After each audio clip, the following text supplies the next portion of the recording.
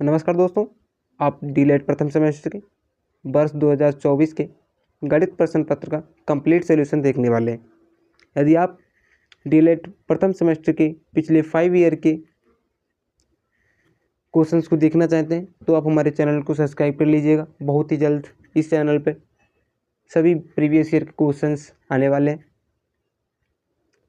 तो आज की इस वीडियो को स्टार्ट करते हैं बिना किसी देरी के। तो आज का हमारा पहला क्वेश्चन है 0.6 मल्टीप्लाई 0.4 का मान क्या होगा। तो हमें इसका गुणनफल निकालना है। ऐसे में हम क्या करते हैं, सबसे पहले हम 0 पॉइंट को हम इग्नोर कर देते हैं। जो भी हमारे अंक दिए होते हैं हम उनका मल्टीप्लाई कर लेते हैं। जैसे इसमें 6 और 4 दिया हुआ है तो हम इसका मल्टीप्लाई करेंगे तो क्या आ जाएगा, 24 आ जाएगा। ठीक है। और फिर हमें ये देखना होता है कि कितने अंक के बाद पॉइंट लगाए। इसमें भी 1 अंक के बाद पॉइंट लगाए, इसमें भी 1 अंक के बाद पॉइंट लगाए, तो टोटल 2 अंक के बाद पॉइंट लगाना है हमें। ठीक है। तो 1 अंक ये हो गया, 1 अंक ये हो गया, फिर हमें इसके बाद यहाँ पे पॉइंट लगाना है।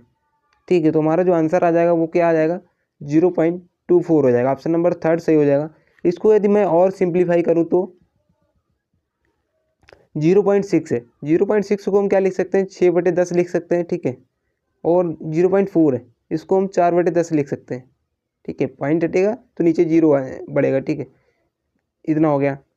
अब इस यहाँ पे मल्टीप्लाई, सॉरी, अब यहाँ पे क्या होगा, अंश की मल्टीप्लाई अंश में होगी और हर की मल्टीप्लाई हर में होगी। ठीक है।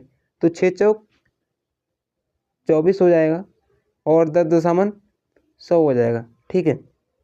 नीचे 2 जीरो है तो ऊपर जब भी हम भाग देंगे तब उसमें 2 अंक के बाद पॉइंट लग जाएगा, तो हमारा जो आंसर आ जाएगा वो हो जाएगा 0.24 आ जाएगा। ठीक है। अगला क्वेश्चन है, वह संख्या ज्ञात कीजिए जिसका 24% 96 है।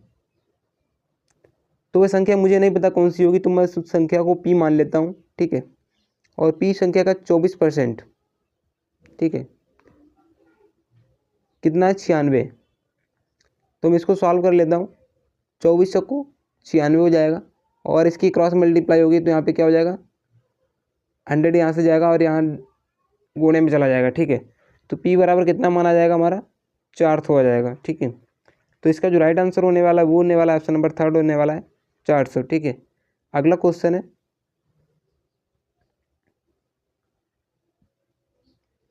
तिर्यक रेखा के एक ओर के अंतः कोण होते हैं।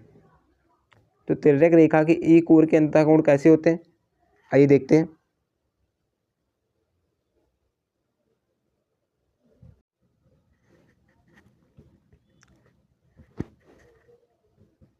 तो अगला क्वेश्चन हमारा, तिर्यक रेखा की एक ओर के अंतः कोण होती हैं। तो आपने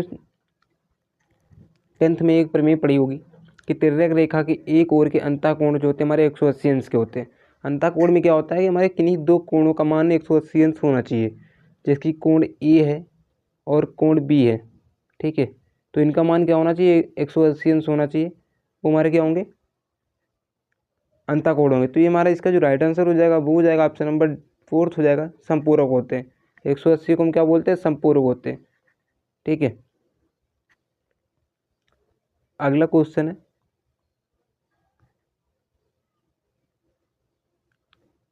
किस संख्या में 3 का स्थानीय मान सबसे कम है। तो देखते हैं किसमें सबसे कम है। स्थानीय मान निकालने के लिए सबसे पहले तो हम जिस भी अंक में स्थानीय मान निकालना होता है सबसे पहले उसको हम ढूंढेंगे, फाइंड करेंगे। ठीक है। यहाँ पे 3 है। ठीक है।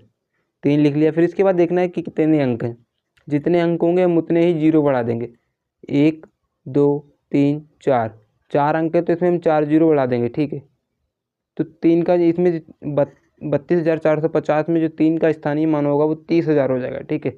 इसमें क्या हो जाएगा, 3 हो जाएगा, इसके बाद 2 अंक है तो इसमें 2 जीरो बढ़ जाएंगे। ठीक है। इसमें क्या है, यहाँ पे 3 है, इसके बाद 1 अंक है तो यहाँ पे क्या हो जाएगा, 30 हो जाएगा। ठीक है। 1 अंक है तो एक जीरो लग जाएगा। यहाँ पे क्या है, ओनली 3 है तो यहाँ पे 3 का स्थानीय मान 3 ही होगा। तो यही एक ऐसी संख्या है जिसका स्थानीय मान सबसे कम है। ठीक है।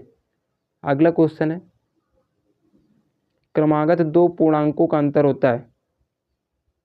तो क्रमागत 2 पूर्णांकों का अंतर हमेशा +1 ही होता है।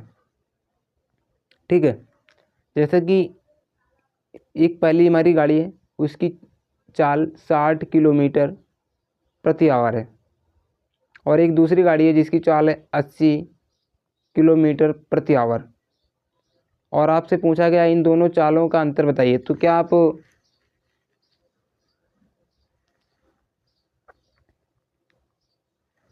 आप 60 माइनस 80 करेंगे, माइनस 20 किलोमीटर पर आवर, और आपने पढ़ा होगा कि चाल माइनस में नहीं होती है, तो हम इसको ऐसे नहीं निकालते। जब भी हमसे अंतर नहीं पूछा जाता है तो अंतर क्या होता है, बड़ी संख्या 60 माइनस 80 माइनस 60 हो जाएगा, ठीक है। बड़ी संख्या में से हम छोटी संख्या को घटाते हैं, ठीक है। तो इसमें क्या होगा, दो क्रमांकित पूर्णांकों का हमारा अंतर जो होगा हमेशा पॉजिटिव में आता है, +1 आएगा, ठीक है।